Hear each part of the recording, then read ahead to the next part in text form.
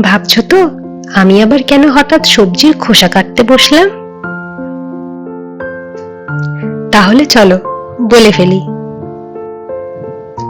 তোমরা কি লাউ খাওয়ার পরে লাউয়ের খোসাটা ফেলে দাও? তাহলে আজকে আমার এই রেসিপি দেখলে তোমরা আর কখনোই লাউয়ের খোসা ফেলবে না।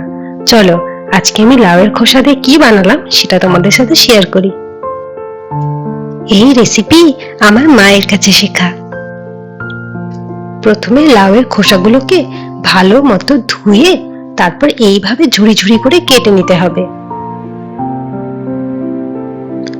আর আমি তার সাথে একটা আলুও দিয়েছি, আলু না দিলেও হবে।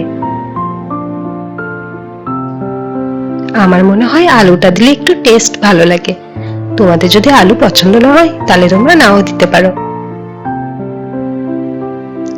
আলুগুলো একদম ঝুড়ি ঝুড়ি করে কেটে নেওয়ার পরে আলু আর লাউয়ের খোসাগুলোকে ভালো মতো ধুয়ে নিতে হবে। এবার সামান্য কিছু উপকরণ, তেল, কাঁচা লঙ্কা, কালো জিরে, হলুদ, লবণ, ব্যাস তাই হলেই চলবে। গ্যাস ধরিয়ে কড়াইটা বসিয়ে দেব। কড়াই গরম হলে তাতে সামান্য একটু তেল আর তেলের মধ্যে কালো জিরে আর কাঁচা লঙ্কা ফোড়নে দিয়ে দেব। ফোড়নটা ভালো মতো ভাজা হয়ে গেলে তারপর তাতে কেটে রাখা আলু আর লাউয়ের খোসাগুলো ছেড়ে দেব।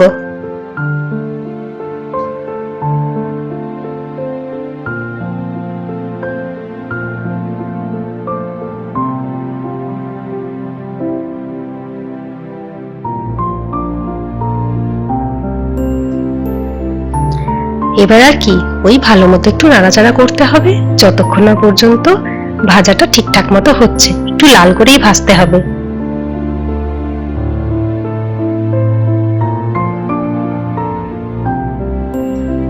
এবার একটু পরিমাণ মতো লবণ আর একটুখানি হলুদ দিলেই হবে।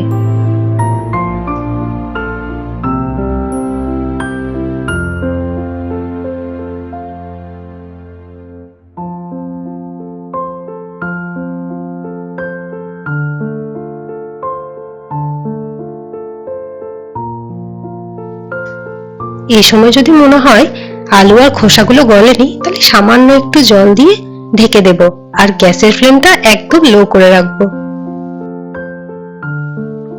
ঢাকা খুলতে রেডি আমাদের দুর্দান্ত স্বাদের লাউয়ের খোসা ভাজা।